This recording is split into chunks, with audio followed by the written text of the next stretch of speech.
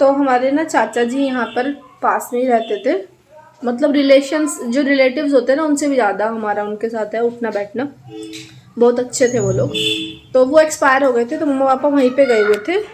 तो जो है ना अभी आए हैं जस्ट, और मैं बना रही हूँ उनके लिए चाय।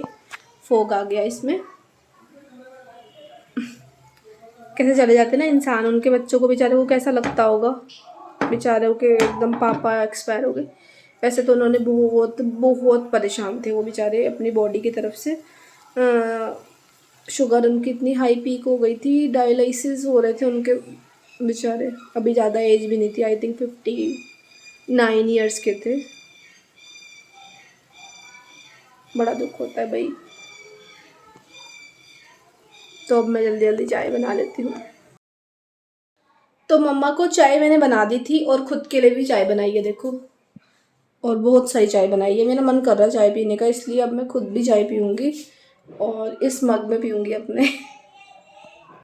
तो मैंने चाय वाय पी ली थी और उसके बाद मैं किचन में आ गई थी। पापा जी का मन बिल्कुल नहीं था, तो उन्होंने वो चले तो 1:30 बजे गए थे, पर उन्होंने जो है तब भी खाना नहीं खाया था वहाँ पे।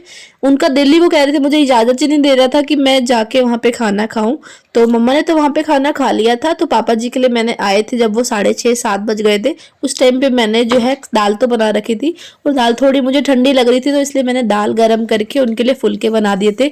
और मेरी तरह आप लोगों में से कौन कौन ऐसा है जो अपने मसालों को फ्रीज़र में स्टोर करता है, प्लीज़ कमेंट में ज़रूर बताना। तो यहाँ पर बस मैं रोटी बनाने की तैयारी कर रही थी, क्योंकि मुझे होता है ना कि बस मैं गरम गरम बना दूँ और उसके बाद, और वैसे भी यहाँ का रिचुअल यही है कि सब गरम गरम ही रोटी खाते हैं, कोई ठंडी बनी रोटी नहीं खाता। हाँ, मम्मा नहीं होती है तो मैं और अंकु तो ऐसे मैनेज कर लेते हैं हम लोग। तो मैं बना के रख देती हूँ जितनी जितनी हमें खानी होती है। अब इतने साल हो गए बनाते बनाते, तो मुझे इस चीज़ का आइडिया भी हो गया है कि कौन किसकी कितनी क्वांटिटी है, तो मैं बना के रख देती हूँ। तो अंकु तो खा लेते हैं, वो बिल्कुल भी ड्रामे नहीं करते हैं। और हॉटकेस में मोस्टली ठंडी नहीं होती है रोटी, और ठंडी होती है तब भी वो कुछ नहीं बोलते हैं। तो बस यहाँ पर मेरी रोटी बन गई थी, और रोटी बनने के बाद पापा जी के फुलके उतार लिए थे मैंने। और फुलके उतारने के बाद इनके पापा नहीं, मेरे ससुर जी बेटा। हाँ, दाल चढ़ा ली थी मम्मा।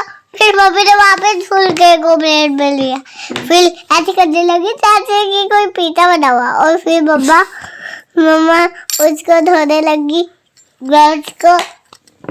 तो बस यहाँ पर जो है ना वॉइस ओवर करते वक्त मेरी जो है बांदरी जाग रही थी, तो वो बीच में इंटरेक्ट कर लिया उसने। अगर आप लोगों को ज़रा सा भी अच्छा लगा तो प्लीज़ लाइक करना।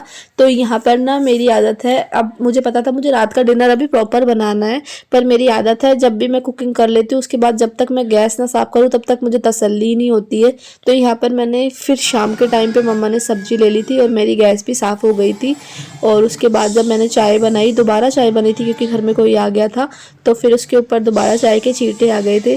फिर नीलाक्षी ने बोला मुझे भी चाय पीनी है, तो मैंने अदरक में दूध पत्ती लगा दी थी इसकी अच्छी सी, फिर उसके बाद इसको दे दी थी। और अभी इसकी स्माइल देखना, आजकल इसको कोल्ड और कफ हो रहा है, तो मेरे मन में यही रहता है कि इसको जो है ना मैं गरम गरम चाय पिलाऊं जिससे इसका जुकाम ठीक हो जाए।